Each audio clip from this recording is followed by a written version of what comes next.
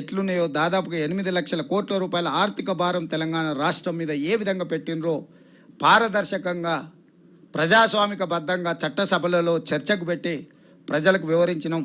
విద్యుత్ విధానంలో జరిగిన లోపభూయిష్టమైన నిర్ణయాల మీద వైట్ పేపర్ పెట్టినాము.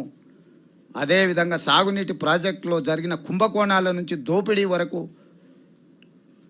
ఎన్ని వేల కోట్లు ఎట్లా దోసుకున్నారో, మేడిగడ్డ కాస్త మేడిపండు ఎట్లయిందో, అన్నారం కాస్త పక్కున ఎట్లా పగిలిందో మొదలు పెడితే పాలమూరు రంగారెడ్డి ఎందుకు ఆగిపోయింది, ప్రతి ప్రాజెక్టు మీద సాగునీటి ప్రాజెక్టుల మీద కూడా వైట్ పేపర్ పెట్టి పారదర్శకంగా ప్రజాస్వామికబద్ధంగా చర్చలు చేపట్టి ప్రజలకు వివరించినము.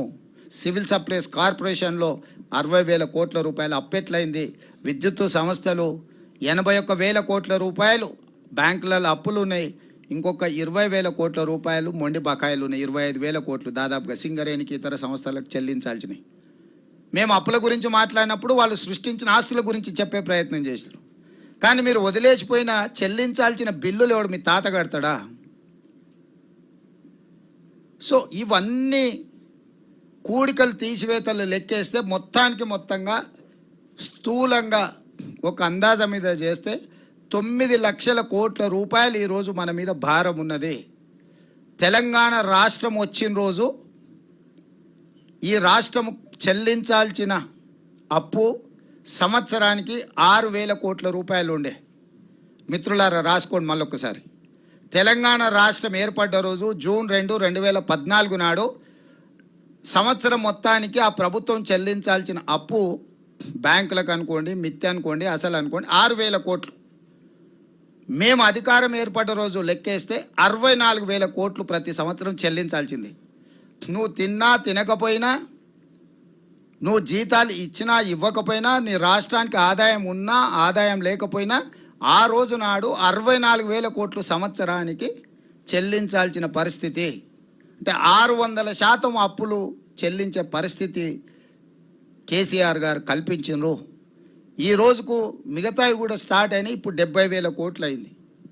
అంటే సంవత్సరంలో రాష్ట్రానికి వచ్చే ఆదాయంలో 70,000 కోట్ల రూపాయలు అప్పులకు చెల్లించాలి. ప్రతి నెల దాదాపుగా జీతాలు అనుకోండి, పెన్షన్లు అనుకోండి, ఒక 60,000 కోట్ల రూపాయలు జీతభత్యాలు, పెన్షన్లు, ప్రభుత్వం యొక్క నిర్వహణ కోసము ఇంకొక 60,000 కోట్ల రూపాయలు. అంటే 1,30,000 కోట్ల రూపాయలు ప్రతి నెల ప్రతి సంవత్సరము మార్చి 31 నాటికి మనం చెల్లించాల్సిన బాధ్యత. ప్రతి నెలకు విడగొడితే దాదాపుగా ప్రతి నెల 1వ తారీఖు నాడు నాకు 11,000 కోట్ల రూపాయలు కావాలి. ఇవి పక్కన పెడితే ఇక సంక్షేమం ఆయన గారు చెప్పినవి అయితేంది, మేము చెప్పినవి అయితేంది, గతంలో ఉన్న ఉమ్మడి రాష్ట్రంలో మనకు సంక్రమించిన సంక్షేమం కావచ్చు, వాటిని కూడా లెక్కేసుకుంటే ఈరోజు రాష్ట్రం యొక్క ఆర్థిక పరిస్థితి మీకు స్థూలంగా అర్థమవుతుంది. మేము వచ్చిన తర్వాత మొదటి నెల 4వ తారీఖు నాడు జీతాలు ఇచ్చినాం, 2వ నెల 1వ తారీఖు నాడు జీతాలు ఇచ్చినాం. ఇది మా ఆర్థిక నిబద్ధతకు కొలబద్ద. అక్కడి నుంచి ఒకటొకటిగా పరిష్కరించుకుంటూ ప్రాధాన్యత క్రమాన్ని నిర్ణయించుకుంటూ కేంద్ర ప్రభుత్వంతో చిల్లర తగాదాలకు, గిల్లి కజ్జాలకు పోకుండా రాష్ట్ర కేంద్ర ప్రభుత్వాల యొక్క సత్సంబంధాలను కొనసాగిస్తూ వాళ్ళ బాధ్యతను వాళ్ళకు గుర్తు చేస్తూ మన హక్కులను మనం కాపాడుకుంటూ ముందుకెళ్లే ప్రయత్నం చేసినాం. గవర్నర్ వ్యవస్థతోని కూడా ఒక సామరస్యపూర్వకమైన విధానాలను కొనసాగించి రాజ్యాంగబద్ధ సంస్థలతో, అది హైకోర్టు కావచ్చు, గవర్నర్ వ్యవస్థ కావచ్చు, కేంద్ర ప్రభుత్వం కావచ్చు, ఈ సంస్థలన్నిటితోని, ఎన్నికల అధికారులతోని కావచ్చు, ఈ సంస్థలన్నిటితోని ఒక మంచి సాంప్రదాయాన్ని, ఒక మంచి విధానాన్ని తీసుకొచ్చి మా ప్రభుత్వం పరిపాలన అందించే విధంగా ఒక పారదర్శకమైన పరిపాలన, ప్రజలకు ఉపయోగపడే విధానాలతోని మేము ముందుకెళ్తున్నాము.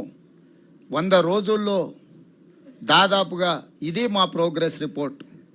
ఈరోజు మీ ముందుకు వచ్చి మేము చేసినాము, మేము చేస్తామనే నమ్మకం, విశ్వాసంతో మళ్ళీ మీతోని ఎన్కౌంటర్కి ఇక్కడికి వచ్చి ఆనాడు ఎన్నికల ముందు వచ్చిన, ఈనాడు ఎన్నికైన 100 రోజుల పరిపాలన పూర్తి చేసుకొని మీ ముందు వచ్చి కూర్చుని నేను ఎందుకంటే నా ప్రభుత్వం పట్ల, నా మంత్రివర్గ సహచరుల పట్ల తెలంగాణ ప్రజల పట్ల మాకు నిబద్ధత ఉన్నది, బాధ్యత ఉన్నది, అకౌంటబిలిటీ ఉన్నది. మేము ఎక్కడ కూడా ఆధిపత్యాన్ని చెలాయించాలనో మీ స్వేచ్ఛను హరించాలన్న ఆలోచన లేదు.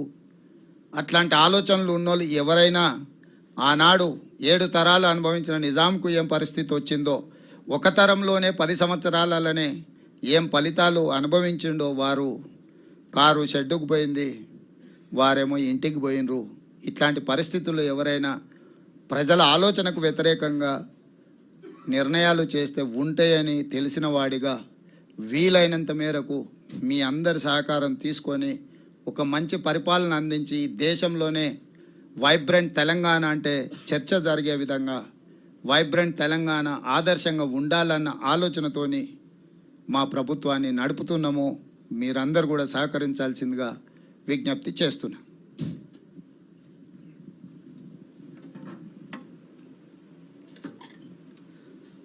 కృతజ్ఞతలు ముఖ్యమంత్రి గారు. 3 మాసాల్లో 100 రోజుల్లో చేసిన కార్యక్రమాలను వివరించారు. ఇప్పుడు మిత్రులను కోరేది, బాబు ఇటోరు ప్రసాద్ కమ్ యథావిధి పేరు, ఆర్గనైజేషన్ పేరు, క్వశ్చన్స్ రిపీట్ కాకుండా చూడండి. రెండవ రిక్వెస్ట్, ఆన్సర్ కన్నా ఎక్కువ క్వశ్చన్ నరేషన్ వద్దు, క్రిప్స్గా చేయండి. చారి గారు అక్కడి అక్కడ next I will come to.